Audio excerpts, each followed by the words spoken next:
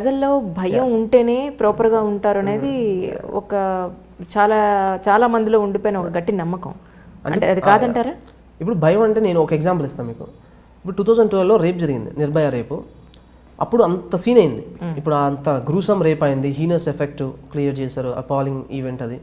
అప్పుడు అంత ప్లేకార్డులు పెట్టుకొని ఈ ముఖేష్ని వాళ్ళని వీళ్ళని చేసిన వాళ్ళని ఉరిదీయాలి అవి ఇవి చేశారు. కరెక్ట్గా within 3 to 4 months I think so, time frame నాకు ఐడియా లేదు, బాంబే సెంటర్లో శక్తి మిల్స్ అని ఒక రేప్లో జరిగింది. శక్తి మిల్స్లో ఒక రేప్ జరిగింది, గ్రూసమ్ రేప్. అది లైమ్ లైట్లోకి అంత రాలేదు, ఇది వచ్చినంత. అంటే చేసిన వాడికి తెలియదా? రేప్ చేసిన వాడికి నిర్భయ ఇన్సిడెంట్ అయింది, వాళ్ళు అంత చేస్తున్నారు, మమ్మల్ని కూడా ఇట్లా చేస్తారని వాడికి తెలియదా? వాడికి తెలుసు కదా, వాడు కూడా న్యూస్ ఫాలో అవుతూనే ఉంటాడు కదా. అయినా రేప్ చేశాడు. ఎందుకు చేశాడంటే అది person to person mind set vary అవుతూ ఉంటుంది. మీరు భయపెట్టినంత మాత్రం నెక్స్ట్ రేప్ ఆగదు, పనిష్మెంట్ ఇంక్రీజ్ చేసినంత మాత్రం నెక్స్ట్ రేప్ ఆగదు. మీరు రీసెర్చ్ చేస్తే తెలుస్తుంది. క్వాంటమ్ ఆఫ్ పనిష్మెంట్ ఇంక్రీజ్ చేసినంత మాత్రం క్రైమ్ తగ్గినట్టు ఎక్కడా లేదు. మీరు ఏం చేయాలంటే ఒక సోషియాలజికల్ స్టడీ చేయాలి, సోషియోఎకనామికల్ స్టడీ. వాడిని తీసుకొచ్చి కూర్చోబెట్టి ప్యానల్ ఆఫ్ సైకియాట్రిస్ట్ మధ్యలో కూర్చోబెట్టి అసలు నువ్వు ఏంటి, ఎక్కడ పెరగవు, ఎక్కడ పుట్టావు, మొదటిసారి అమ్మాయిని చూసినప్పుడు నీకు కలిగిన ఫీలింగ్ ఏంటి, నువ్వు రేప్ చేసే ముందు నీకు తెలియదా ఏమేమి లాస్ ఉన్నాయో, అంటే తెలిసి కూడా చేస్తున్నావా, దొరకనని చేసావా, దొరికితే తప్పించుకోవచ్చని చేసావా, అమ్మాయి మళ్ళీ బయటికి రాదు అనుకున్నావా, చేసి ఎందుకు చంపేసావు, ఇట్లాంటి క్వశ్చన్స్ అడిగి ఇవన్నీ నోట్ చేసుకొని ఇట్లాంటి రేప్ ఇంకోసారి జరగకుండా ఆపడానికి ఛాన్స్ ఉంటుంది. అంతేగాని వాడిని కొట్టి చంపేసినంత మాత్రం ఏమీ జరగదు. He is an evidence. వాడిని ఏమి చేసేది లేదు. ఈ should be treated like a diseased person. వాడికి ఒక డిసీజ్ వచ్చింది, ఆ డిసీజ్డ్ పర్సన్ని చంపేయకూడదు మీరు. You have to see that, make sure that system fault అది. వాటిలో తయారవడానికి సొసైటీ ఫాల్ట్ అది. సొసైటీ ఎంత కీ రోల్ ప్లే చేసింది అతను రేప్ చేయడానికి, ఇవన్నీ స్టడీ చేసినప్పుడు సిరీస్ ఆఫ్ ఈవెంట్స్ నుంచి స్టడీ చేసి ప్రాపర్గా ఎంపెరికల్ డేటా ఉన్నప్పుడు మీరు నెక్స్ట్ కర్బ్ చేయడానికి ఛాన్స్ ఉంటుంది. కానీ అన్ని కొట్టేసి చంపేసి అరెస్ట్ చేస్తే ఏమీ అవ్వదని నా ఫీలింగ్. సూపర్. దట్స్ ఒక 23 years అబ్బాయిని ఇంటర్వ్యూ చేస్తున్నట్లేదండి, ఒక సీనియర్ మోస్ట్ సైంటిస్ట్ ఇంటర్వ్యూ చేసినట్టుంది. Oh thank you, it's great compliment. నేను I don't think I deserve it, but మీరు చెప్తున్నారు కాబట్టి I can take it at the face value. ఏమైనప్పటికీ నిజంగా ఒక మంచి మనిషి సివిల్ సర్వెంట్లోకి వచ్చి సమాజానికి, ప్రజలకి, దేశానికి ఇంకా ఎంతో మంచి జరుగుతుందని, జరగాలని గట్టి నమ్మకం అయితే ఉంది నాకు. ఈ రోజు కాకపోతే ఒక 10 ఏళ్ల తర్వాతనే నేను బతుకుంటే ఖచ్చితంగా డెఫినెట్ గా నేను మిమ్మల్ని కలుస్తాను మళ్ళీ. మనం టచ్ లో ఉన్నాం ఇప్పటి నుంచి, కలిసి నాతో లేకపోయినా నేను మీతో ఉంటాను, ఎందుకంటే మీకు పెద్ద పెద్ద పరిచయాలు ఉన్నాయి కదా. అంటే ఈ సివిల్స్కి ప్రిపేర్ అయ్యే వాళ్ళకి లేదా ఇట్ సైడ్ రావాలి అని అనుకునే వాళ్ళకి మీరు ఇచ్చే అడ్వైస్ ఏంటండి? ఇప్పుడు నేను ఇచ్చే అడ్వైజ్ ఏంటంటే ఎవరు అడ్వైజులు తీసుకోవద్దని. ఎందుకంటే ఇప్పుడు ఇంటర్నెట్ వచ్చినప్పుడు ఏమవుతుందంటే మీకు బంచుకోదు ఇన్ఫర్మేషన్ అనేది వస్తుంది. సో ఏది చదవాలి ఏది చదవకూడదు తెలియట్లేదు. ప్రతి అడ్డమైనదో యూట్యూబ్కి ఎక్కి వీడియోలు పెట్టేస్తున్నాడు, అది కరెక్టో కాదో వాళ్ళకి తెలియదు, చూసే వాళ్ళకి కూడా తెలియదు. చాలామంది వీడియోలు ఉంటున్నాయి ఒక సబ్జెక్ట్ మీద, సో ఏది తీసుకోవాలో తెలియదు, టైం అంతా వేస్ట్. ఒక వీడియో చూస్తాం, అది బాగాలేదని తెలుసుకోవడానికి గంట సేపు పడుతుంది, గంట వేస్ట్ కదా. సో ఏది చదవాలో ఏది చదవకూడదో ప్రాపర్గా తెలియాలి. So I do not advise coaching centre is a must thing. ఈ కోచింగ్ సెంటర్ ఉండాలి, కోచింగ్కి వెళ్తేనే మ్యాండేటరీ వస్తుందని. But I advise that you need a guidance. మీకు ప్రాపర్ గైడెన్స్ కావాలా, ఏది చదవాలి ఏది చదవకూడదు మీకు ప్రాపర్గా తెలిసినప్పుడు ఒక 1 year టైం ఫ్రేమ్లో ఇది అవుతుంది, ఇది పాసిబుల్ అవుతుంది.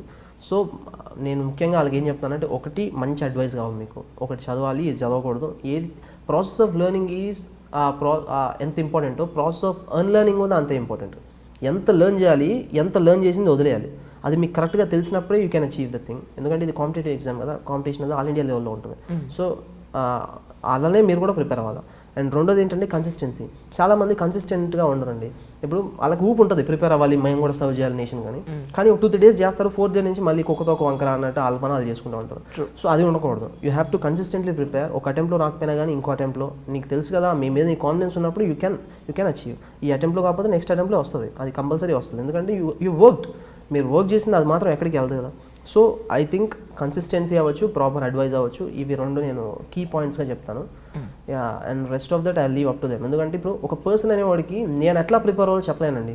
ఎందుకంటే అతను ఎప్పుడు లేస్తాడు, అతను ఎప్పుడు పడుకుంటాడు, అతను ఎలాంటి తిండి తింటాడు, అతను బయటికి వెళ్ళడానికి ఇష్టపడతాడా, అతను ఒంటరిగా ఉండడానికి ఇష్టపడతాడా, అతను ఎలాంటి పీపుల్ని కలుస్తాడు, ఎలాంటి పుస్తకాలు అంటే అతనికి ఇష్టం, ల్యాప్టాప్ ఓపెన్ చేస్తే ఎలాంటి వీడియోలు చూస్తాడు, ఒంటరిగా ఉంటే ఏం చేస్తాడు, ఇవన్నీ తన ప్రిపరేషన్ మీద ఎఫెక్ట్ పడతాయి.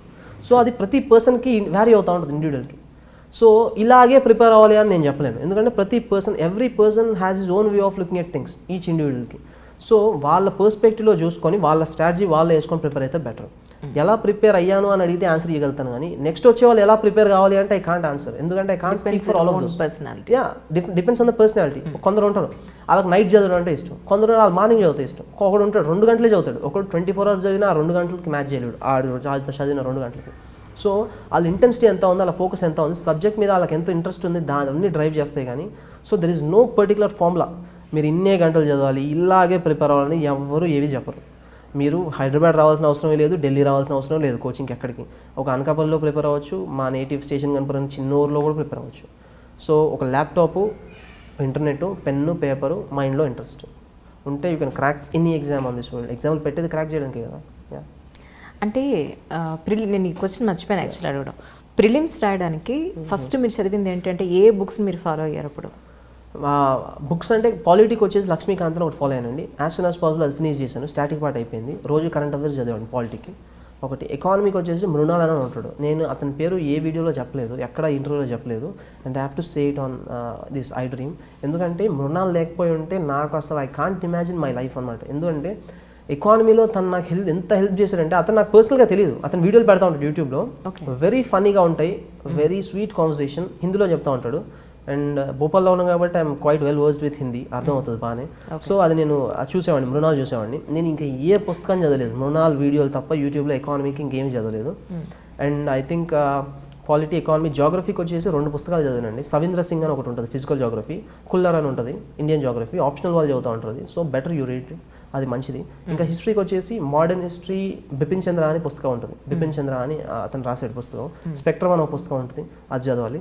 ఇంకా మెడివల్ ఏన్షియంట్కి వచ్చి Tamil Nadu 11th class text book ఒకటి ఉంటుంది, సూపర్ బుక్, అదొకటి చదవండి. ఆర్ట్ అండ్ కల్చర్కి వచ్చేసి నితిన్ సింగాని అని ఒక పుస్తకం ఉంటుంది, చాలా బాగుంటుంది బుక్, అదొకటి చదవండి. ఇంకా కరెంట్ అఫైర్స్కి రోజు వేరే వేరే సైట్స్ ఉంటాయి.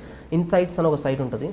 ఇన్సైట్ సైట్ నాకు ఎంత హెల్ప్ చేసిందంటే, ఐ డోంట్ నో, అది నేను లాస్ట్ 1.5 years నుంచి రోజు క్వశ్చన్ ఆన్సర్స్ రాసేవాడిని.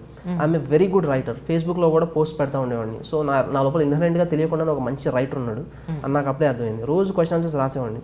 I have written around 50 to 60 handbooks నేనే ప్రిపేర్ చేసి రాసుకున్నాను. అంత బెటర్గా రాసేవాడిని నేను.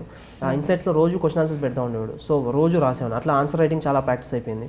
బైజూస్ అని ఒక సైట్ ఉంటుంది, ఇన్సైట్స్ అని ఒక సైట్ ఉంటుంది, డిసిఫర్ ఐఏఎస్ అని ఒక సైట్ ఉంటుంది. ఇట్లాంటి సైట్స్ కొన్ని ఉంటాయి అనమాట. ఈ సైట్స్ రోజు కరెంట్ అఫైర్స్ ఫాలో అయ్యేవాడిని. ఇప్పుడు నేను ముందు చెప్పిన పుస్తకాలు అవి చదివేశాను. సో వెరీ ఈజీ ప్రాసెస్ అండి, no tension at all, nothing. మెయిన్స్కి వచ్చేటప్పటికి ఇవే పనికి వస్తాయి మెయిన్స్కి కూడా. సేమ్ నేను ఎప్పుడు విడితీసి చూడలేదు ప్రిలిమ్స్కి ఇది మెయిన్స్కి ఇది అని, కాంప్రహెన్సివ్గా చదివా. నేను చదివిన తప్ప వచ్చేమో నాకు తెలియదు, కానీ నాకు వర్కౌట్ అయింది కదా, పీపుల్ కూడా వర్కౌట్ అవ్వచ్చు. నేను ఎప్పుడు అంటే సిలబస్ చూస్తే సేమే ఉంటుంది, అది ఇది మెయిన్స్కి ఇది ప్రిలిమ్స్కి అని అక్కడే చెప్పడు అతను, సేమ్ సిలబస్ ఉంటుంది రెండింటికి సేమ్. నేటివ్ ప్లేస్ ఇక్కడ వరంగల్లేనా? స్టేషన్ కన్పురా అని ఉంటుంది, చిన్న ఊరు, నక్సల్ ఇన్ఫెస్టెడ్ ఏరియా 1990s, అక్కడ ప్రభావం అయింది నాకు. తెలంగాణ బిడ్డ, తెలంగాణ బిడ్డ, ఆంధ్ర బిడ్డ నేను నమ్మను.